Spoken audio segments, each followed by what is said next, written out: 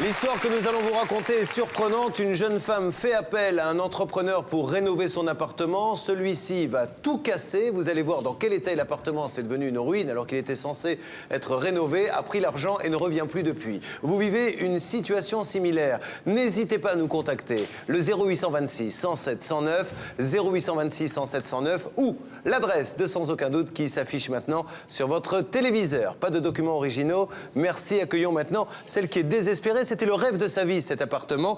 J'ai nommé Anne-Charlotte et sa maman Téclair. Un artisan qui demande 3 000 € en liquide pour commencer les travaux. Et une femme qui retrouve son appartement totalement dévasté. Mais j'aurais pu imaginer qu'il allait me faire un coup pareil. Jamais, jamais. C'est la situation que subit Anne-Charlotte, accompagnée de sa mère Téclair. Et c'est la raison de leur présence sur notre plateau. J'avais investi qui était fonctionnel, l'évier et le chauffe-eau. Maintenant, regardez, il n'y a plus rien. Nous aurons l'artisan duplex. Il va se montrer d'abord assez peu coopératif. Nous ferons tout pour le ramener à plus de discernement. Oui, tout à fait. Il y a eu un souci, j'ai eu un souci de personnel avec une personne qui travaillait pour moi. Vous verrez la suite de cette surprenante affaire dans un instant, dans Sans Aucun Doute. Nous recevions à l'instant Anne-Charlotte et sa mère Téclair. Anne-Charlotte a payé 3 000 € pour qu'un artisan refasse son appartement. L'homme a littéralement dévasté le logement puis a disparu. Nous allons aider Anne-Charlotte. Voici la suite de cette affaire. Bonsoir mesdames, soyez les bienvenus sur le plateau de Sans Aucun Doute. Anne-Charlotte, qu'attendez-vous de l'émission aujourd'hui? J'aimerais bien qu'on m'aide à régler le problème que j'ai actuellement, c'est-à-dire pouvoir récupérer mes 3 000 € et que l'artisan ramasse mes gravats. Alors, les images sont très surprenantes, vous allez les voir dans quelques instants. Quand vous devez retourner, vous, dans votre appartement, vous avez déjà payé 3 000 €. Oui. Et que vous voyez cet état de délabrement, ça doit vous mettre un coup au cœur terrible. Ah oui, je suis très en colère. Mais vraiment très en colère parce que je ne comprends pas pourquoi il m'a fait ça. Je ne comprends pas. C'était l'achat de votre vie, c'était un rêve? Ah oui, c'était un rêve pour moi. Un grand rêve et j'ai économisé pour pouvoir acheter et en même temps, j'ai pris un crédit pour cet appartement, quoi. Donc aujourd'hui, vous payez un crédit, vous ne pouvez pas y habiter. Depuis combien de temps ça dure? Ça doit faire 5 mois, à peu près 6 mois maintenant, à peu près. Ouais. Qu'est-ce que vous faites dans la vie, madame? Je suis infirmière. D'accord, donc vous n'avez pas des revenus qui vous permettent de payer à la fois un crédit pour un appartement et de vous reloger? Ben non. Et vous, madame, dans quel état psychologique est votre fille aujourd'hui? Oh là là, ne m'en parlez pas parce que si je n'étais pas là, comment elle ferait pour se loger? Déjà, elle a fait des demandes de logement qu'elle n'a pas eu parce qu'elle est seule, sans enfant, alors elle n'a pas pu avoir de logement. Elle veut acheter maintenant, c'est comme elle me dit, j'ai la poisse pour le logement. Elle achète, elle ne peut pas habiter. Alors, mais... surtout, c'est bon, il faut qu'il ait commencé les travaux, il faut qu'il les finisse, mais pas laisser un appartement dans cet état. Et c'est une épreuve supplémentaire, mademoiselle, parce que c'est vrai que la vie, vous êtes battue toute votre vie, vous avez un handicap à l'oreille, vous n'entendez rien d'une oreille et pas très bien de l'autre. Il a fallu, ça n'a pas été facile d'obtenir un boulot et tout ça. Exactement. Et aujourd'hui, au moment où vous vous en sortiez, ça vous tombe dessus. Exactement. Alors, justement, cet homme, est-ce qu'il inspirait confiance? Quand vous l'avez vu pour la première fois, vous vous êtes dit avec lui, j'aurais pas de problème? Ah oui, pas de problème. Quand je l'ai vu, il était vraiment... Il est très sympathique, à l'aise. On a même très bien sympathisé, c'est ça le problème. Vous avez l'impression qu'il se moque de vous, là, en ce moment? Là, franchement, oui. Il s'est payé ma tête. Ah oui. Et qu'est-ce que vous avez envie de lui dire à cet homme? Ah ben, je suis tellement en colère que... je ne veux pas être comment dire, mal élevée, mais j'ai envie de l'étrangler, quoi. Parce que moi, mes 3 000 €, je les ai économisés, quoi. Je ne les ai pas jetés à la fenêtre, quoi. Et comment ça s'est passé, l'argent, avec lui? Alors, donc, par rapport à ça, comme moi, j'étais pressée pour habiter dans mon appartement, il m'a proposé de payer en liquide, enfin, de donner 3 000 € en liquide pour acheter le matériel. Et sans papier en contrepartie? Non, moi, je lui ai dit, à une seule condition, vous me faites un reçu sur papier normal. Il m'a dit d'accord. Là, il n'a pas fait de problème. Ouais. Donc vous avez payé en liquide. Bon, essayons de mieux comprendre maintenant la situation. Vous allez voir l'enquête menée par le journaliste de Sans Aucun Doute, Arnaud Mugler. Arnaud qui sera en duplex derrière ce reportage pour essayer d'avoir des explications de la part de ce monsieur. Un appartement dans un état lamentable, une dame qui s'est battue contre son handicap, qui a un salaire d'infirmière et qui ne peut plus faire face aux échéances. Elle doit payer le crédit d'un côté, elle habite chez sa mère de l'autre. Regardez, c'est étonnant. Je n'ai aucune solution parce que j'ai plus d'argent là. Ça me prend les tripes parce que je suis vraiment en colère.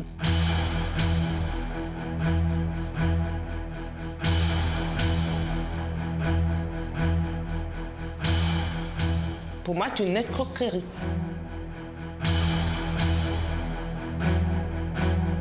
Jamais j'aurais pu imaginer qu'il allait me faire un coup pareil. Jamais, jamais. Anne-Charlotte vit en région parisienne, hébergée par sa maman car elle n'a pas d'autre choix. C'est une jeune femme comme les autres, mais qui se bat chaque jour pour surmonter un sérieux handicap hérité de son enfance. Anne-Charlotte est sourde. J'ai toujours battu parce qu'au départ, on me faisait comprendre que je ne pouvais pas y arriver. Et moi, je voulais prouver que je pouvais y arriver. J'avais 2 rêves, c'était être infirmière et en même temps m'offrir un appartement. J'ai réussi les 2 et j'ai acheté un appartement il y a 5 mois. Anne-Charlotte craque pour un joli 2 pièces au cœur de la ville. Pour la jeune femme, c'est le début d'une nouvelle vie. Quand j'ai acheté mon appartement, je m'attendais à ce que mon rêve soit réalisé en fait et que je n'aurais pas de problème, je pourrais inviter mes amis, faire la fête. L'appartement est dans un bon état général. Il nécessite cependant d'importants travaux d'embellissement. Nous sommes début mai. Anne-Charlotte rêve d'emménager avant l'été. Elle décide alors de prendre contact avec un artisan recommandé par une amie. L'artisan est venu voir mon appartement, il m'a proposé des travaux et je lui avais dit, écoutez, je n'ai pas un gros budget parce que dans ma tête, je pensais qu'il allait me demander une somme faramineuse. C'est là qu'il m'a répondu, oh non, non, non, pas du tout, je vais essayer de vous faire pour moins de 7 000 €. Parallèlement, l'artisan réalise quelques travaux chez la maman d'Anne-Charlotte. Le résultat est satisfaisant. Elle est persuadée d'avoir affaire à quelqu'un de sérieux. Après que l'artisan ait fait les travaux chez ma mère, je lui ai donné rendez-vous pour qu'il vienne voir mon appartement et voir avec lui les travaux qu'il pouvait effectuer. Je me suis mis d'accord avec lui et il m'a demandé de lui donner 3 000 € d'acompte. Au début, je voulais lui donner un chèque. Il a refusé. Il m'a dit qu'il préférait avoir de l'espèce. L'artisan prétexte des soucis de trésorerie pour demander la somme en liquide. Mais Anne-Charlotte est prévoyante. Elle exige une trace écrite. Voici le document. L'artisan y reconnaît avoir reçu en espèces la somme totale de 3 000 €. Nous sommes début juin. L'artisan n'a toujours pas envoyé son devis, mais Anne-Charlotte, pressée, lui donne tout de même son feu vert pour entamer les travaux. 2 mois plus tard, voici le résultat. Un endroit totalement dévasté, un amoncellement de gravats, tout est laissé à l'abandon. Regardez bien, ce devait être de simples travaux d'embellissement. Mais l'artisan a convaincu Anne-Charlotte qu'il pouvait faire beaucoup mieux, autrement dit, tout refaire. Il y avait une porte fonctionnelle qui était là. Il m'a proposé de l'enlever, de fermer et de faire une deuxième porte par ici. Mais regardez, c'est pas une porte, c'est vraiment que des gravats. Il y avait un vestiaire qui était fonctionnel, l'évier et le chauffe-eau. Maintenant, regardez, il n'y a plus rien. Et les murs, ils étaient comme ça, ils n'étaient pas comme ça. Vous voyez bien? Là, il y avait une douche. Franchement, je ne comprends pas pourquoi elle a cassé, parce qu'elle était encore fonctionnelle, cette douche-là. Et je ne comprends pas. Oui, je me retrouve dans une situation où c'est 3 fois pire qu'avant. Il faut tout refaire et ça va me coûter, je ne sais pas, 3 fois plus que ce qu'il m'a demandé. Téclaire, la maman d'Anne-Charlotte, est tout aussi désespérée. Elle ne comprend pas comment l'artisan a pu agir ainsi. Ce qui est curieux, c'est que c'est pas lui-même qui a saccagé comme ça. Il a fait venir quelqu'un qui l'a fait. Et puis, tous les 2 ont disparu sans laisser d'adresse. Alors, nous sommes restés avec tout ça. On ne sait pas quoi faire. Jamais j'aurais pu imaginer qu'il allait me faire un coup pareil. Jamais, jamais. 3 000 € en liquide pour ne laisser qu'un amoncellement de gravats et un chantier à l'abandon depuis 2 mois. Anne-Charlotte est scandalisée. D'autant plus que le devis, arrivé entre-temps, n'est pas conforme. Non daté, ne respectant pas les directives initiales, il n'a aucune valeur aux yeux d'Anne-Charlotte. Je l'ai appelé plusieurs fois au téléphone. Je lui ai laissé des dizaines de messages auxquels il n'a jamais répondu. Et j'ai commencé vraiment à m'inquiéter et à avoir peur. Pour moi, c'est une escroquerie. Et là, vraiment, je lui en veux. L'homme n'a qu'un téléphone portable et filtre ses appels depuis qu'il a disparu. Pour le retrouver, une seule solution, se rendre à l'adresse qui figure sur son devis. Bonjour, monsieur. On cherche monsieur. Il n'habite plus ici, monsieur. Ah, il est parti? Ah oui, ça fait déjà plusieurs mois. Et vous savez pas où il est parti? On le cherche. Pas du tout. Il est parti comme ça. Hélas, l'homme que nous recherchons semble s'être volatilisé. Direction les bureaux de la rédaction de Sans aucun doute pour tenter d'obtenir de nouveaux renseignements. Nous découvrons sur Internet que la société de l'artisan est toujours en activité. Mais les coordonnées sont celles que nous avions, retour à la case départ. Le lendemain matin, nous tentons un coup de poker. Notre journaliste se fait passer pour un particulier désireux de faire des travaux à domicile. Le but, obtenir un face-à-face avec l'artisan. Dites-moi, est-ce qu'il serait possible pour vous de se donner rendez-vous mercredi dans la matinée vers 11h? Il n'y a pas de souci, je me libérerai pour 11h. Bon, ben très bien. Ben alors, mercredi 5 à 11h, je vous remercie. D'accord, très bien, mercredi. Au revoir, monsieur. Au revoir. L'artisan ne se méfie pas, il accepte le chantier. Le rendez-vous est pris, mais viendra-t-il le jour J? Une chose est sûre, les caméras de Sans Aucun Doute seront là pour l'attendre. L'enquête est signée Arnaud Mugler pour l'équipe de Sans Aucun Doute. À la rigueur, on pouvait y vivre avant dans l'appartement, avant qu'il n'intervienne. Bien sûr. Il a tout cassé à la masse. Ah oui, il a tout cassé. Mais vous avez vu, il n'y a plus rien. Il n'y a plus rien. Vous n'avez pas essayé de le joindre, ce monsieur, de le chercher au moment où vous voyez qu'il ne vient plus pour lui demander des explications? J'ai cherché, ma mère est allée voir à l'adresse qu'il m'avait mis sur le reçu. Elle avait bien vu son nom, elle a sonné, il n'y avait personne, hein, personne ne répondait, quoi. J'ai appelé 1000 fois, il ne répondait pas. Vous avez peur qu'il soit dans la nature maintenant, ce monsieur, et de ne plus jamais le revoir? Ah oui, mais j'ai peur, hein, parce que la preuve, il ne répond pas, il n'a que le numéro portable. Une de ses amies, madame, l'a eu au téléphone, je crois. Oui, une copine à ma fille l'a eu au téléphone. Après qu'elle ait appelé une centaine de fois, et 2 minutes après, sa copine a appelé, il a répondu. Il filtre les appels? Il filtre les appels. Il a répondu et puis sa copine lui a dit « Mais comment vous faites? Vous avez pris l'argent, vous avez tout cassé, saccagé dans la maison et vous avez disparu. Pourquoi ?» Il dit « Oh, je lui ai envoyé un devis qu'elle n'a pas signé. » Et sa copine lui a dit « Mais c'est qu'un faux devis. » De toute façon, s'il ne l'avait pas signé, il ne fallait pas qu'il commence les travaux. On ne Et démolit voilà. pas et on n'envoie pas les travaux après. Exactement. Aujourd'hui, vous avez quel âge, madame? 40 ans. Et vous arrivez à avoir une vie sociale? Parce que je pense qu'à votre âge, on aimerait avoir un appartement, recevoir du monde, avoir un ami. Bien sûr, c'est pour ça que j'ai voulu acheter un appartement d'une part pour avoir une adresse, parce qu'en fait, je suis en train de créer une association pour aider les sourds du Cameroun. Donc, il nous fallait une adresse Bien sûr, voilà, officielle. Donc, ça fait partie des motivations qui m'ont poussé à acheter l'appartement, quoi. Ça vous gâche la vie, tout ça? Ah oui. Ah oui, parce que là, je suis coincée, je ne peux rien faire, là. Je ne peux rien faire, hein. Je ne peux rien faire. Je ne peux même pas inviter les amis, je ne peux rien faire, là. Vous n'avez pas l'argent, bien sûr, pour relancer les travaux. Ah bah non, attendez, non, mes économies, j'ai mis là, il ne me reste plus grand-chose, là, pour pouvoir, comment dirais-je, retrouver quelqu'un d'autre pour me faire des travaux, quoi. Il ne me reste plus grand-chose, hein. Alors maintenant, nous allons nous tourner vers nos spécialistes avant de démarrer notre duplex. Maître de Caumont, ce papier, alors déjà, ce papier a-t-il une valeur, cette espèce de reconnaissance de dette, comme quoi elle lui a donné, est-ce que ça l'engage à faire quoi que ce soit? Ah, ça prouve qu'il a reçu de l'argent, donc un acompte sur des travaux. Et effectivement, ça l'engage à faire des travaux. Le problème, c'est de déterminer quelle est exactement la nature des travaux et quel est le prix qui a été convenu. Parce que sinon, on part dans toutes les directions, on ne sait pas où on va arriver. Le fait qu'elle est payée en liquide, ça ne pose pas de problème particulier. On a le droit jusqu'à une certaine somme. Jusqu'à une certaine somme, c'est pas interdit. À partir du moment où il y a un reçu de l'autre côté, qu'elle a eu la précaution de demander, elle est totalement, je dirais, en tranquillité. De l'autre côté, je le serais peut-être un petit peu moins, parce que je me demande pourquoi il a refusé le chèque et pourquoi il a exigé ce type de paiement. Ça me semble pas très clair. Autant de questions qu'il nous faut poser à ce monsieur pour essayer d'avancer dans ce dossier. Alors, nous n'allons pas perdre de temps. Je vais vous proposer, madame, de rejoindre notre journaliste. Nous nous retrouverons donc, pour nos téléspectateurs, dans quelques secondes. Pour vous, dans 1 heure ou 2, en duplex, pour essayer d'avoir une explication avec ce monsieur, d'accord? Madame, vous restez avec nous. A tout de suite. Rejoignez Arnaud Mugler, notre journaliste.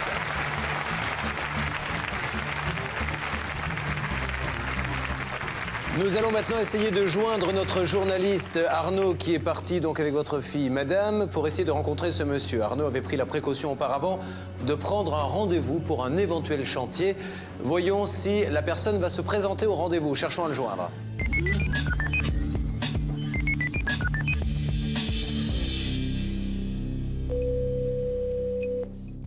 Allô ?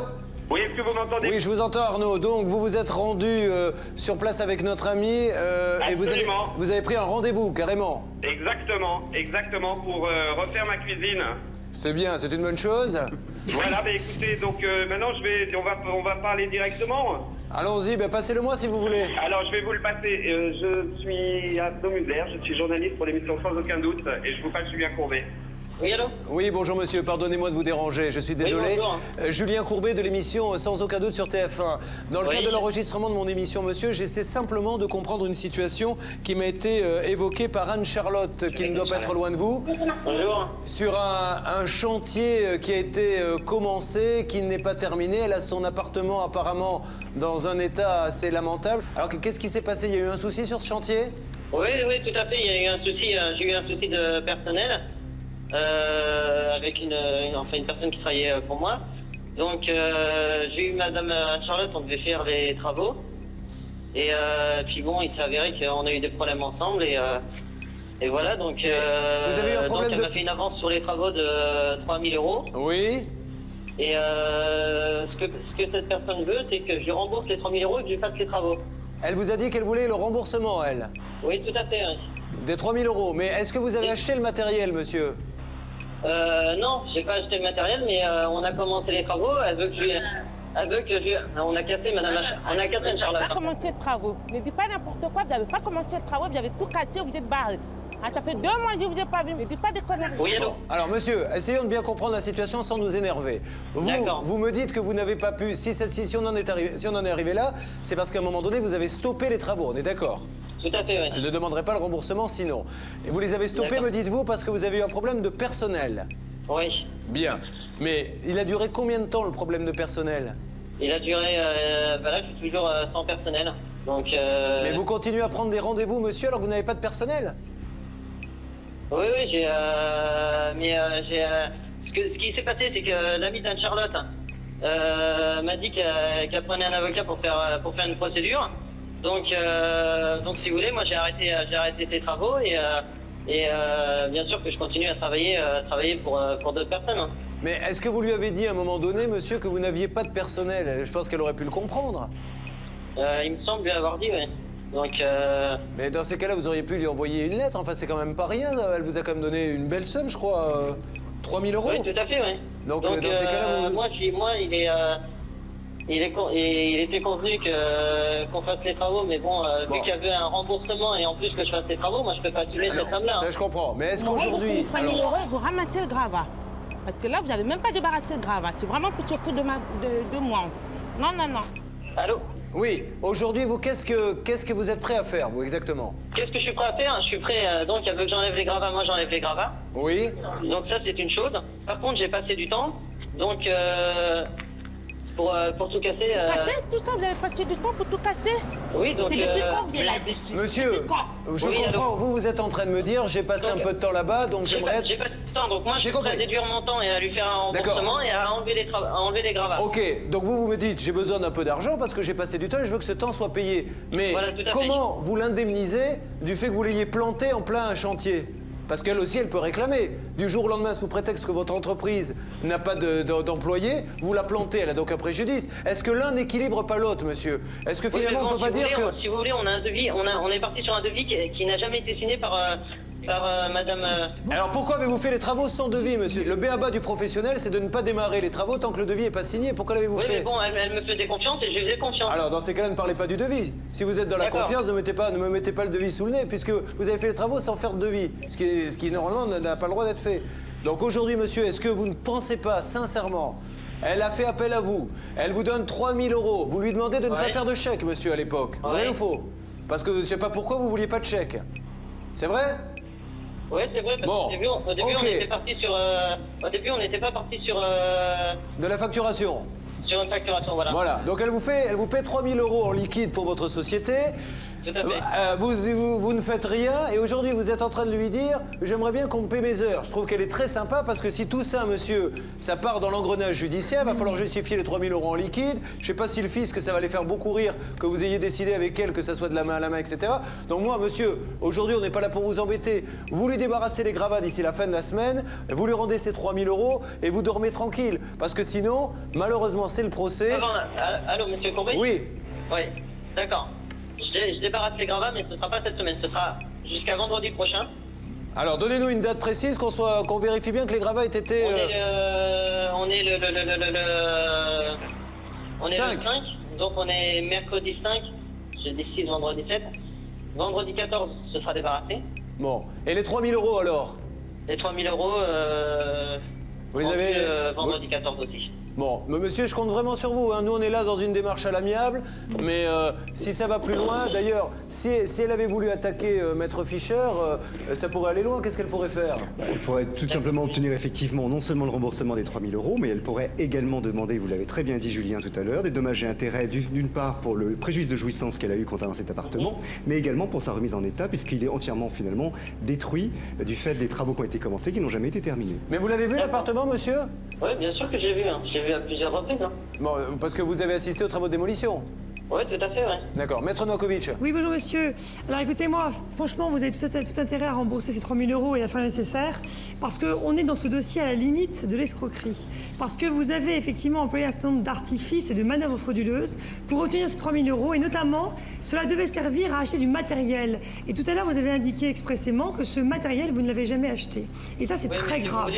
Par ailleurs, monsieur, sans devis, vous avez voulu effectuer les travaux, ce qui est très grave, et effectivement, en droit, elle peut également en obtenir le remboursement, plus de dommages et intérêts. Alors agissez très vite. C'est pour ça qu'on fait quelque chose à l'amiable, monsieur. Elle est infirmière en plus. Elle gagne pas super bien sa vie. Elle travaille nuit et jour. Elle est obligée, elle n'a plus de vie sociale. Elle vit chez sa mère. Je veux dire, elle est dans des conditions. C'est pour ça qu'on peut trouver... voilà, on fait les choses calmement. Parce que si on va plus loin, j'ai peur que ça nuise. D'accord, donc je demande à Madame Kim de nous laisser son appartement pour évacuer tous les gravats. Oui. Et je la vois vendredi prochain pour lui restituer... et restituer les 3 000 euros. Eh bien, j'apprécie votre geste, monsieur. C'est la sagesse qui parle. C'est très bien comme ça. Et vous allez voir que vous allez pouvoir continuer votre activité tranquillement. Mais voilà, soyez plus prudents quand même à l'avenir. Bien, madame, nous n'avons pas pu parler avec votre fille, car on le rappelle. Elle est sourde d'une oreille, elle entend mal de l'autre, donc elle ne peut pas entendre les portables s'il n'y a pas le haut-parleur. C'est ce qu'elle voulait. Est-ce que vous êtes contente? Merci beaucoup et merci 1000 fois, comme vous le dites toujours à la radio. Merci mille fois à tous. Dois-je comprendre que c'est un tic que j'ai? Voilà, je crois que c'était la voix de la raison. Ceci étant dit, Maître de Comont, donnons un conseil à nos téléspectateurs. Oui. Dès que ça traîne un peu, n'attendons pas 3 mois, 6 mois, on voit qu'il ne se passe plus rien. Qu'est-ce qu'on fait immédiatement? On fait immédiatement un courrier recommandé avec accusé de réception pour poser le problème, prendre une date certaine, si j'ose dire, prouver qu'on a réagi. Et on met en demeure la personne en question de faire ce que l'on souhaite, c'est-à-dire par exemple d'annuler le marché, de restituer l'argent et de débarrasser les gravats. Et à partir de ce moment-là, on a un premier point si jamais il doit y avoir une suite, et notamment une suite judiciaire. Anne-Charlotte se trouvait à proximité de notre plateau pour le duplex. Elle a donc pu venir nous rejoindre et nous livrer ses premières impressions. Et comme vous pouvez le constater, Anne-Charlotte n'a plus du tout la même tête que lors de son arrivée. Alors Anne-Charlotte, racontez-nous, êtes-vous contente? Je suis super contente, mais vraiment super contente. Et je ne croyais pas, quoi. Franchement, et quand je l'ai vue, tu vois qu'au départ, quand je l'ai vue, j'avais... C'est comme si j'avais envie, mais j'étais sur lui, quoi. Mais pas par amour, hein? Ah non, pas du tout. Non, pas du tout. Bon, donc normalement, il va revenir avec l'argent et sortir les gravats. Je crois qu'on peut lui faire confiance. Je l'espère. Si, en tout cas, elle avait peur. Hein. Il avait vraiment peur, parce qu'on voyait au niveau de... Quand il avait mis l'oreillette, là, il était comme ça, là, il tremblait. Hein. Il avait vraiment la pétasse. Bon, faites attention pour vos prochains travaux. Hein. Vous savez maintenant qu'il faut faire signer les bons papiers. Et... C'est une bonne expérience et je ne recommencerai pas ça. En tout cas, vous faites beaucoup rire votre maman. Vous pleurez de joie, madame, ou c'est nerveux? Je pleure pas. Je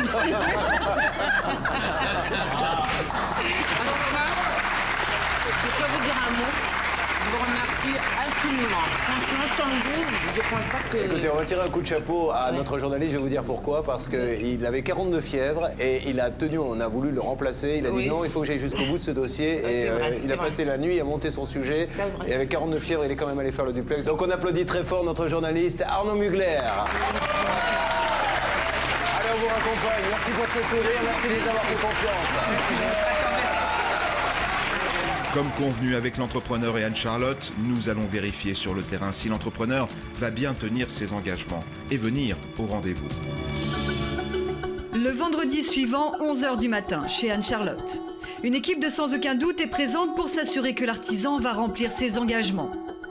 Arrivé sur place, le téléphone sonne, c'est l'artisan. Si j'arrive, je vais arriver dans je sais pas combien de temps, donc ça sera en début d'après-midi. Mais vous pensez venir vers quelle heure? Anne-Charlotte et Claire sont inquiètes. L'artisan leur impose plusieurs heures d'attente. Sera-t-il au rendez-vous ? 14h30, l'artisan se présente à l'heure convenue. Apercevant notre caméra, il se met tout de suite au travail pour débarrasser les monticules de gravats abandonnés depuis 2 mois.